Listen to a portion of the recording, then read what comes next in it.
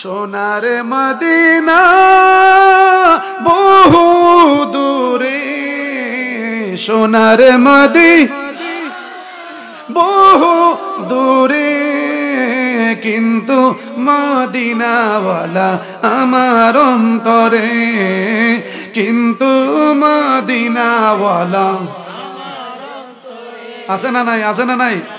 আহা সোনার মদিনা বহু দূরে, সোনার মদিনা বহু দূরে, কিন্তু মদিনাওয়ালা আহা, কিন্তু মদিনাওয়ালা। শোনো গো দয়াল নবী আমার ফরিয়াদ, দয়া করে বাড়ায়া দাও নুরানি দুই হাত। শোনো গো দয়াল নবী আমার ফরিয়াদ, দয়া করে বাড়ায়া দাও নুরানি দুই হাত। আমার অন্তর গভীরে মদিনায় আছে রে, অন্তর মদিনায় আছে রে, মদিনা মদিনা বলে জিকির করে রে, মদিনা মদিনা বলে জিকির। আহা সোনার মদিনা বহু দূরে, কিন্তু মদিনাওয়ালা। বলুন আল্লাহু আকবার। আব্দুল্লাহ ইবনে মুবারক, আব্দুল্লাহ ইবনে মুবারক হজ করতে গেছে। হজ শেষ কইরা বড় মস্ত বড় আল্লাহর ওলি মসজিদে হেরাম শরীফের ভিতরে এভাবে একটু শুয়ে রয়েছে। দেখেন আমার দিকে তাকায়, হঠাৎ করে চোখ লেগে গেছে। ঘুমের ঘরে দেখতেছে কি দুইজন ফেরেশতা কথা বলতেছে। একজন আরেকজনকে জিজ্ঞেস করে, কিরে ভাই এই বছর কতগুলি মানুষ হজ করতে আইছে? 6 লক্ষ।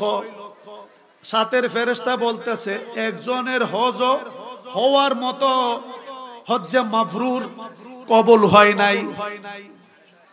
তো সাতের ফেরেশতা কইতেছে 6 লক্ষ হাজি একজনের হজ কবুল হয় নাই, ঘটনা কি? ঘটনা একটা আছে। কি? আর একটা লোক হজে আসে নাই, বাড়ি থাকার পরে তার হজ আমার আল্লাহ কবুল করছে। তো সাতের ফেরেশতা বলতেছে লোকটার নাম কি? লোকটার নাম হচ্ছে আলী ইবনে মুআফেক। আলী ইবনে, বাড়ি কোথায়? ইরাকের দামেস্কে। কাজ কি করে? জুতা সিলায়। হ্যাঁ জুতা সিলায়। উনি তো দেখতেছে ফেরেশতারা কথা কইতেছে, জুতা সিলায়। ঠাস করে ঘুম থেকে উঠে গেছে। ঘুম থেকে কয় সুবহানাল্লাহি ওয়া বিহামদিহি সুবহানাল্লাহিল আযীম। আমি আর থাকবো না, আমি ইরাকে যাব। কে সে ব্যক্তিটা জায়গায় বসে হজ কবুল করায়? সুবহানাল্লাহ। বুঝেন না? দৌড় মারলেন, দৌড়তে দৌড়তে দৌড়তে দৌড়তে যাইয়া ইরাকের শহরের ভিতরে ঢুকলেন। দামেস্কের শহরের মধ্যে গিয়ে মানুষকে জিজ্ঞেস করে, আপনারা আলী ইবনে মুআফেক নামক কাউকে চিনেননি? কি করে? জুতার কাজ করে, মুসির কাজ। ওইদিকে যান, দেখে কাউকে চিনেননি? না চিনি না। ওইদিকে যান, তাকে চিনেননি? না চিনি না। ওইদিকে যান। পেরেশানি হয়ে গেলেন, লোকটাকে খুঁজতে হবে, বাইর করতে হবে, দেখতে হবে কে সে লোকটা।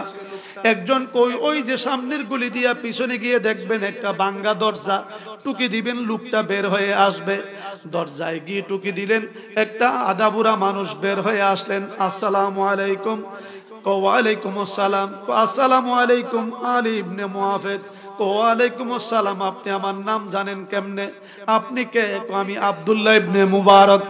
আব্দুল্লাহ ইবনে মুবারকের কথাটা শুনি ওই মুসিবেটা দুইটা পায়ের মধ্যে আঞ্জাদা দইরা গালটা লাগাইয়া চিৎকার মারছে, এত বড় ওলি, আমি একটা মুসির ঘরের দরজায় হাজির। হুজুর গো আমারে মাফ করে দেন, আমি কি অন্যায় করেছি, অপরাধ করেছি? না তুমি অন্যায় করো নাই, অপরাধ করো নাই, আমি আইছি তোমার আসল রহস্য বোঝার জন্য। হুজুর গো আমি তো একটা সাধারণ মানুষ, দিনের বেলা মুসিগিরি করি, অল্প কয়টা টাকা রোজা করি, রোজগার করি, খাই, চলাফেরা করি। আমার কি রহস্য? আপনি কি বুঝবেন? কি বুঝা আইছেন একটু আমারে বলে দেন। তুমি একটু বলো, তুমি মুসিগিরি ছাড়া আর কি কাজ করো? লোকটা কান্দে আর কই, হুজুর গো, মুসিগিরি ছাড়া আমার আর কোনো কাম নাই। আমি রাত্রে ঘুমাইলে আমার নবীজির প্রেমে কান্দি, চোখের পানি সারি আর কই, দয়াল নবী ও দমেরে সাইরা যায়। জুরে কুতারেন না, দয়াল ও দমেরে সাইরা নিদান সরদিনে ভুইলা যায় না, দয়াল নবী ও দমে। এই ছাড়া আমার অন্য কোনো কাম নাই, আমি শুধু এই জপনাটাই জপি। ঘটনা তো ঘটে গেছে, কি এই ঘটনা, কি বলেন, এই ঘটনা আপনি কি করছেন? লোকটা একটা চিল্লি মাইরা কয়, হুজুর আল্লাহর জাতের কসম আমি কিচ্ছু জানি না, আমার মনটা শুধু মদিনা মদিনা কয়। সুবহানাল্লাহ। আমার পাগল মন সারাক্ষণ নবী নবী বলে, আমার পাগল মন সারাক্ষণ নবীকে পাইলে মালা পড়াবো গলে, নবীকে পাইলে মালা পড়াবো গলে, পাগল মন নবী নবী। শোনো একটা কথা, কি করছো? আমি একটা ছোট্ট কাজ করছিলাম। কি কাজ? আমি নিয়ত করছিলাম আজ থেকে 30 বছর আগে মক্কা যাব, মদিনা যাব। কিছু টাকা জমাইতে জমাইতে 3000 টাকা জমাইছি। মনোযোগ, কয় হাজার? আরো আসতে কোন কয় হাজার? 3000 টাকা জমাইছি। এরই মধ্যে আমার স্ত্রী গর্ভবতী, হামেল। তার মনে চাইছে গুস্ত খাইতো। পাশের বাড়িতে গুস্ত রান্না হচ্ছে, গুস্তের ঘ্রাণ এসে নাকে লাগতেছে। আমারে বলতেছে, স্বামী গো, আমাকে একটু, ওই বাড়িতে রান্না হচ্ছে, একটা টুকরার ব্যবস্থা করেন না, আমরা তো গরিব মানুষ। আমার কথা বললে, মহিলাদের এই সময়ের কথা বললে কিন্তু অন্য মহিলারা শুনে, গিয়া বললে দিব। আমি পারতাম না। জান, আমি অনুরোধ করে বলছি। গিয়া আমি বললাম আমার স্ত্রীর কথা। মহিলা কয়, আমি রান্না গোশত দিতে পারবো না। কেন? এটা তোমাদের জন্য হালাল না, আমার জন্য হালাল, তোমার জন্য হারাম। কি হইছে? 6 মাস আগে তাদের 2টা বাচ্চা, আমার 2টা বাচ্চা, তাদের আব্বা মারা গেছে, আব্বা দুনিয়াতে নাই। সুবহানাল্লাহ কয় না? আব্বা দুনিয়া থেকে বিদায় হয়ে গেছে, যা ছিল সব শেষ, আর কিছু নাই। আজকে 6 দিন হয়ে গেল, 7 দিন পড়ছে উপাস। বাচ্চা 2টা মৃত্যুর সাথে পাঞ্জা লড়তেছে, আমিও খিদার জ্বালাই কাতর। এই জন্য আমি দেখলাম ওই জমিনের মাঝখানে বহু দূরে একটা মরা গাধা পয়রা রইছে। তো গাদার গোশত খাওয়া জায়েজ নাই। মরা গাদার গোশত খাওয়া, মরা খাওয়া না জায়েজ, গাদা খাওয়া, গাদার গোশত খাওয়া না জায়েজ। কিন্তু যতটুকু খাইলে জান বাঁচবো কতটুকু খাইলে জায়েজ, মাসালাটা আমি জানি। বাচ্চাদেরকে না বুঝাইয়া একটু গোশতের টুকরা আইন না, তাদেরকে বলছি যে জেতা গরুর গোশত না হইলে তো তারা খাইবো না, শখ করবে। কাইটা রান্না করছি, তাদেরকে খাওয়ামো। এটা আমার জন্য, বাচ্চার জন্য জায়েজ, আপনার জন্য জায়েজ না। সুবহানাল্লাহ। এই কথা শূন্য ওই মাগো 6 দিন ধরে উপাস, দৌড় মারছে বাড়ি। ফুটলাটা যা আসিন কয় হাজার? আরো আসতে কোন কয় হাজার? 3000। এই ফুটলাটা দৌড় দেন না, মহিলার কাছে দিয়ে দিছে। এই টাকা দিয়ে 1টা বছর চলতে পারবা, কিছু আগাম কেনাকাটা করে রাখবা, তুমি পারবা। দোয়া করো। মহিলা হাত তুলে এমন এক ডাক দিছে, খোদা রে, সুবহানাল্লাহ কয় না? তার হজটাকে তুমি কবুল করে লইও। ডাকটা দিতে দেরি হয়েছে, কবুল হইতে দেরি হয় নাই। কেননা মহিলাটা ছিল আবেদা সালেহা মুমিনা, ডাক দিলে আল্লাহ কবুল করে। কথা বলেন ঠিক কিনা?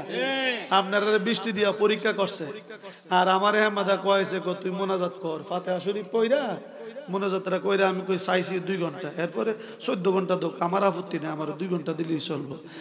আল্লাহ মঞ্জুর করছেনি, এরপরে কথা কয় না, মঞ্জুর করছেনি, বোঝা গেল মাহফিলটা কবুল হইছে। ঠিক কিনা বলেন? আমার আল্লাহ ইচ্ছা করলে আজকের এই মাহফিল থেকে যারে মনোনীত করে, পছন্দ করে, তার মন বুঝা তাকে এখান থেকেই হজ কবুল করাইবার ক্ষমতা আল্লাহর আসেনিও। জোরে বলেন আসেনি? ছেলে মেয়ে নাই, বড় আলেম বানাইবার ক্ষমতা আসেনি? শরীয়তের এলেম তার ভিতরে নাই, তরিকতের এলেম কামিল পীর মুরিদ হলে তার সিনাত থেকে তাওয়াজ্জু মারিয়া ডাইরেক্টলি মুর্দা দিলদারে জিন্দা বানায়া কালবের মধ্যে আল্লাহ জিকিরের তুফান জারি করাই দেওয়ার ক্ষমতা আছে কি নাই? জোরে বলেন আছে কি নাই?